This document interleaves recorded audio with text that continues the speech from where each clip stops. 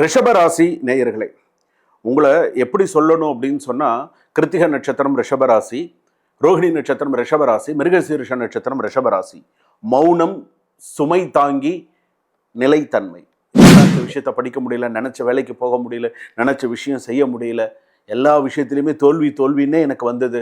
யாரை நம்புறது, என்ன செய்யறதுன்னு கூட எனக்கு தெரியல. அந்த அளவுக்கு எனக்கு இருந்தது. அதுவும் பெண்களாக இருந்தால் இன்னும் அவங்க கஷ்டம். அவங்களுக்கு ஆண்களாக இருந்தால் ஓரளவுக்கு ஏதோ சமாளிச்சிடும், பெண்களாக இருந்தால் அவங்களுக்கு இன்னும் கொஞ்சம். சில பேருக்கு வழக்கு, தடை, தாமதம், பணம் வந்தாலும் கையில் நிலைக்காது. கடன் வாங்குறதோ இருந்தாலும் சரி, பணம் வந்தாலும் கடன் நிற்கலை, பணம் நிற்கலை. அந்த அளவுக்கு சொத்து ஏமாற்றம், பண ஏமாற்றம், குடும்ப உறவினர்களால் ஏமாற்றம். உங்களை வெளியில ஆள் வந்து ஏமாற்ற வேண்டாம், உங்க உறவினர்களே போதும் உங்களை ஏமாத்துறதுக்கு. உங்களுக்கு நீங்களே தான் எதிரி. ஏன்னா அந்த மாதிரி நீங்கள் பண்ணிட்டீங்க. சில விஷயம் யாரை நம்பக்கூடாது நம்பினீங்க, யார் சொல் பேச்சு நீங்கள் அந்த நேரத்தில் காதலை வாங்காமல் சில விஷயங்கள் பண்ணிங்கன்னா பண நிலை வலுவாகும். அடுத்த அளவுக்கு ஓரளவுக்கு கொஞ்சம் ஸ்டாண்ட் பை பண்ணி ஓரளவுக்கு கொண்டு வந்துடுவீங்க. கவனமாக இருக்க வேண்டிய ஆண்டு 2027. தேடி வந்து பணத்தை ஏமாற்றுவான். கொஞ்சம் கவனமாக இருங்க.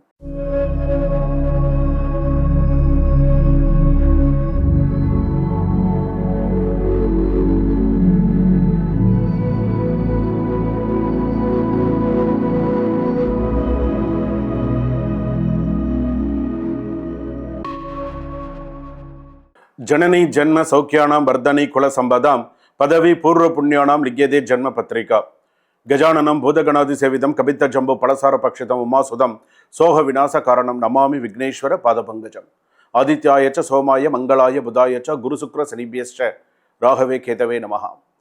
உலகெங்கும் வாழக்கூடிய ஜோதிடர் யுகம் நேயர்கள் அனைவருக்கும் வணக்கம். நான் உங்கள் டாக்டர் வி ராஜ்குமார் சிவாச்சாரியார் பேசுகிறேன். எல்லாரும் எப்படி இருக்கீங்க? நலமா இருப்பீங்க நம்புறேன். இன்றைய தினம் நாம் பார்க்கக்கூடியது, வாழ்க்கை முன்னால் எழுதப்பட்டதா அல்லது நாம் எடுத்த முடிவுகளால் உருவானதா? 1990 2025 வரை இது ஒரு சாதாரண காலம் அல்ல. சனி, ராகு, கேது போன்ற கிரகங்களின் நகர்வுகளால் மனித வாழ்க்கை மெதுவாக அல்ல பல முறை அதிர்ச்சியாக மாற்றிய காலம் அப்படின்னு சொல்லலாம். இதுதான் நிதர்சனமான உண்மை. இந்த 35 ஆண்டுகளில் எடுத்துட்டீங்க அப்படின்னு சொன்னால், சிலர் உயர்ந்தார்கள், சிலர் விழுந்தார்கள், சிலர் திருமணத்தில் நுழைந்து வெளியே வந்தார்கள், சிலர் பணம் சம்பாதித்து இழந்தார்கள், சிலர் வந்து பார்த்தீங்கன்னா உடல் நலத்தில் பல சோதனைகளை கடந்து வந்தார்கள் அப்படின்னு கூட சொல்லலாம். இதெல்லாம் எதெல்லாம் என்ன பிரச்சனை அப்படின்னு சொல்லக்கூடிய விஷயங்கள் நம்ம தெரிஞ்சுக்கலாம். 1990 2025 வரை நடந்த விதம் என்ன அப்படிங்கிறத தெரிஞ்சுக்கலாம். விபத்து, இழப்பு, திருப்புமுனை ஆண்டுகளாக நிறைந்திருந்தது. திருமண வாழ்க்கை ஏன் உடைந்தது? வேலை, பணம், சொத்து நிலை எப்படி மாறியது? சில விஷயங்கள்லாம் ஏன் இப்படி இருந்தது, ஏன் எனக்கு இப்படி மாறித்து, நல்லா தானே இருந்தேன், ஏன் எனக்கு இவ்வளோ பிரச்சனைகள் வந்தது அப்படிங்கிறதுக்குள்ள ஒரு விஷயம். என்னென்ன நோய்கள் தாக்கம் கொடுத்தது அப்படின்ற வரைக்கும் தெரிஞ்சுக்கலாம். அடுத்ததாக வரக்கூடிய 2026 36 வரைக்கும் என்னென்ன வருடங்கள் உங்களுக்கு சிறப்பாக இருக்கும் அப்படிங்கிறதும் நம்ம அடுத்ததாக தெரிஞ்சுக்கலாம். அதாவது மேஷ ராசியிலிருந்து மீன ராசி வரையில் இந்த 1990 2025 அப்படின்னும் பொழுது வீடியோ கடைசி வரைக்கும் ஸ்கிப் பண்ணாமல் பாருங்கள். நிறைய விஷயங்கள் இதில் நான் சொல்லியிருக்கேன். அதே போல் என்ன கோவிலுக்கு இந்த ஆண்டில் பிறந்தவர்கள் எந்த ஆலயம் மிக முக்கியமாக செல்ல வேண்டும், அந்த ஆலயத்திற்கு போய் என்ன மாதிரியான சில விஷயங்கள் செய்யணும், எந்த நாளில் செய்தால் நமக்கு சிறப்பு அப்படிங்கிறத நம்ம தெரிஞ்சுக்கலாம். வாங்க வீடியோக்குள்ளே போகலாம். ரிஷபராசி நேயர்களே, உங்களை எப்படி சொல்லணும் அப்படின்னு சொன்னால், கிருத்திகை நட்சத்திரம் ரிஷபராசி, ரோஹிணி நட்சத்திரம் ரிஷபராசி, மிருகசீரிஷ நட்சத்திரம் ரிஷபராசி. மௌனம், சுமை தாங்கி, நிலைத்தன்மை. இதுதான் நீங்கள். அதாவது இதை நான் சொல்லும்பொழுது வந்து ரிஷபராசி அப்படின்னு சொல்லும்போது, ரிஷபம்னா உங்களுக்கு தெரியும், மெதுவாக நகரும் மாடு போல தோன்றினாலும் சரியான நேரத்தில் கரெக்டான நேரத்தில் போய் சில விஷயங்களை செய்யக்கூடிய பர்சன் நீங்கள். அந்த அளவுக்கு அந்த ரிஷபராசி அப்படிங்கிறது உண்டு. ஆனால் 90 2025 வரைக்கும் அந்த வாழ்க்கை ஓட்டம் அப்படிங்கிறது பொறுப்பு, தாங்கும் மனம், குடும்ப சுமை நிறைந்த பயணமாக அமைந்தது. சரியான சூழ்நிலையில் இல்லை. நிறைய போராட்டங்கள், நிறைய பிரச்சனைகளை கடந்து தான் வந்தீங்க. படிப்பை டிஸ்கன்டினியூ பண்ணி வேலைக்கு போகிறது, இந்த மாதிரி எல்லாம் நிறைய விஷயங்கள் இருந்தது. ஆரம்ப வாழ்க்கையிலேயே பொறுப்பு அதிகமாகிடுது. 90 2005 வரைக்குமே சிறிய வயதிலேயே பொறுப்புகள் அதிகம். குடும்ப நிதி சிக்கல்கள், பண தட்டுப்பாடு, பண விஷயத்தில் நிறையா சொத்து விற்கிறது, சில விஷயங்கள்லாம் கொண்டு போகிறது அப்படிங்கிற மாதிரிலாம் இருந்தது. இப்போ கல்வியில் இடையூறு அல்லது மனசோர்வு ஏற்பட்டது. நினச்ச விஷயத்தை படிக்க முடியல, நினச்ச வேலைக்கு போக முடியல, நினச்ச விஷயம் செய்ய முடியல, எல்லா விஷயத்துலையுமே தோல்வின்னே எனக்கு வந்தது. யாரை நம்புறது, என்ன செய்யறதுன்னு கூட எனக்கு தெரியல. அந்த அளவுக்கு எனக்கு இருந்தது. அதுவும் பெண்களாக இருந்தால் இன்னும் அவங்க கஷ்டம். அவங்களுக்கு ஆண்களாக இருந்தால் ஓரளவுக்கு ஏதோ சமாளிச்சிடும். பெண்களாக இருந்தால் அவங்களுக்கு இன்னும் கொஞ்சம் கஷ்டமாக தான் இருந்தது. நடுப்பகுதியில் கூட எடுத்துட்டேன்ல, 2005 2015 கூட வந்து பார்த்தீங்கன்னா வேலை கிடைத்தாலும் சம்பளம் குறைவு. எத்தனை பேருக்கு அந்த மாதிரி இருந்திருக்கு சொல்லுங்க? நல்ல வேலை கிடைச்சாலும் சரி போய் தான் ஆகணும், வேற வழி இல்லை, சம்பளம் குறைவாக இருந்தாலும் பரவாயில்ல போய் தான் ஆகணுங்கிற ஒரு சூழ்நிலை. குடும்பத்திற்காக தன்னலம் தியாகம். என்ன அதாவது ஒரு லவ்னு எடுத்துட்டா கூட சிக்கல் தான், ஒரு காதல்னு எடுத்துட்டா கூட சிக்கல் தான், பிரச்சனை தான். அதுவும் சரியான சூழ்நிலையில இல்லை, ஒரு மன நிம்மதி கிடையாது, ஏதோ அந்த லைஃப் ஓடிச்சுன்னு சொல்லலாம். 2015 2025 திருமணம் நடந்திருந்தாலும் அந்த மன அழுத்தம், புரிதல் இல்லாமை, சிலருக்கு தனிமை உணர்வு, இது அத்தனையுமே இருந்து குடும்ப வாழ்க்கையில நிம்மதி இல்லாம தான் இருந்தது. ஆணோ பெண்ணோ அந்த இடத்துல வந்து பார்த்தீங்கன்னா மிஸ் அண்டர்ஸ்டாண்டிங் அப்படிங்கிறது நிறைய இருந்தது. ஒன்று தனியாக போயிடணும், ஒன்று இப்படி தான் இருக்கணும், ஒவ்வொரு பக்கமும் வந்து பார்த்தீங்கன்னா நீ இப்படி பண்ணின ஒரு ஒரு புரிதலே இல்லை கடைசி வரைக்கும். அதுதான் அந்த ரிஷபராசி. இது எங்கே போய் நிற்குது, எங்கே போய் நிற்கக்கூடாதோ அந்த இடத்துல போய் நின்று அந்த சில விஷயங்கள் இருந்தது அப்படின்னு சொல்லலாம். அதே போல் இவங்களை இந்த ரிஷபராசி அப்படின்னு சொல்லும்போது அடுத்ததாக சில பேருக்கு வழக்கு, தடை, தாமதம், பணம் வந்தாலும் கையில் நிலைக்காது. கடன் வாங்குறதோ இருந்தாலும் சரி, பணம் வந்தாலும் கடன் நிற்கலை, பணம் நிற்கலை. அந்த அளவுக்கு சொத்து ஏமாற்றம், பண ஏமாற்றம், கொடுத்து ஏமாந்தது, நிறைய விஷயங்கள் அந்த மாதிரி சொல்லலாம். இழப்புகள், விபத்துக்கள் அப்படின்னு சொல்லலாம். 2009 2013 2018 2022 நிறைய விஷயங்கள், நிதி இழப்பு, சேர்த்து வச்ச பணம் கூட போயிடுது. அதாவது வாழ்ந்து கெட்டவன் சொல்றாங்க இல்லையா, அந்த விஷயங்கள்லாம் நடந்தது. வாகன விபத்து, நிறைய வாய்ப்புகள் இருந்தது, நிறைய விஷயங்கள். சில பேருக்கு வந்து பார்த்தீங்க அப்படின்னா இந்த சில ரிஷபராசி அப்படின்னு எடுத்துக்கும் போது இந்த 90 2025 குடும்பத்தில் இப்போ ஒரு 5 பேர் இருக்காங்கன்னா அதில் ஒருத்தரை இழத்தல் அப்படின்னு சொல்லலாம். அந்த மாதிரி இருந்தது. உறவினர்களால் ஏமாற்றம். உங்களை வெளியில ஆள் வந்து ஏமாற்ற வேண்டாம், உங்க உறவினர்களே போதும் உங்களை ஏமாத்துறதுக்கு.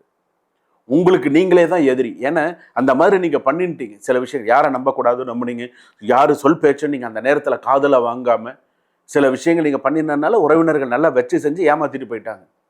ஒரு எந்த இடத்துல எப்படி ஒன்று பண்ணணுமோ அந்த இடத்துல ஒன்று இது இன்னைக்கு கேள்விக்குறியாயிடுத்து வாழ்க்கை அப்படிங்கிறது. உடல்நிலை பிரச்சனைகள், ஆணாக இருந்தாலும் சரி பெண்ணாக இருந்தாலும் சரி, தைராய்டு நோய் பாதிப்பு, கழுத்து வலி, உடல் எடை அதிகரிப்பு, சர்க்கரை நோய் ஆரம்பம், மூட்டு வலி, லங்ஸ் சம்பந்தப்பட்டது, இதெல்லாம் இருந்தது. நிறைய பிரச்சனைகள். இதே ஆணாக இருந்தால் இந்த ரிஷபராசி சிலருக்கு மது பழக்கங்கள், கெட்ட பழக்கங்கள்லாம் வீட்டுக்கு தெரியாமல் சில விஷயங்கள்லாம் இப்படியெல்லாம் சில விஷயங்கள்லாம் இருந்தது. திருமண வாழ்க்கை ஏன் சிக்கல்னு இதில் வந்து எதனால் பிரச்சனை வந்ததுன்னு சொன்னால் அதிக சில நேரத்தில் வந்து பேசாமல் இருந்தது. வீட்டில் ஒருத்தருக்கு ஒருத்தர் கணவன் மனைவின்னு ஒருத்தருக்கு ஒருத்தர் பேசணும், பேசினால்தான் அடுத்து என்ன செய்யணும் அப்படி. நீ பேசாமையே இருந்தால் அந்த குடும்பத்தில் என்ன இருக்கும், அந்த புரிதல் இருக்காது. அது சில விஷயங்கள் இது. எதனால் என்ன இருந்தது, திடீர்னு ஒரு நாள் வெடிக்கிற மாதிரி இருக்கு பார்த்தீங்களா, சண்டை வெடிக்குதுன்னு சொல்கிறாங்க பார்த்தீங்களா, அந்த மாதிரி பூகம்பம் மாதிரி வெடிச்சிரு. சனி குரு பாதிப்பு, இதனால் உறவில் இடைவெளி அல்லது மன தூரம். ஏதாவது சில பேர் கடமைக்கு வாழறது, டிவோர்ஸும் கொடுக்க மாட்டாங்க, தானும் கல்யாணம் பண்ணிக்க மாட்டாங்க. இந்த வாழ்க்கை எப்படி இருக்கும் அப்படின்னு சொன்னால் மன தூரம், அப்படியே ஏதோ லைஃப் அப்படின்னு சொல்லலாம், அந்த மாதிரி இருக்கிறது. ஸோ இந்த மாதிரியெல்லான பிரச்சனைகள்லாம் நிறையா இருந்தது.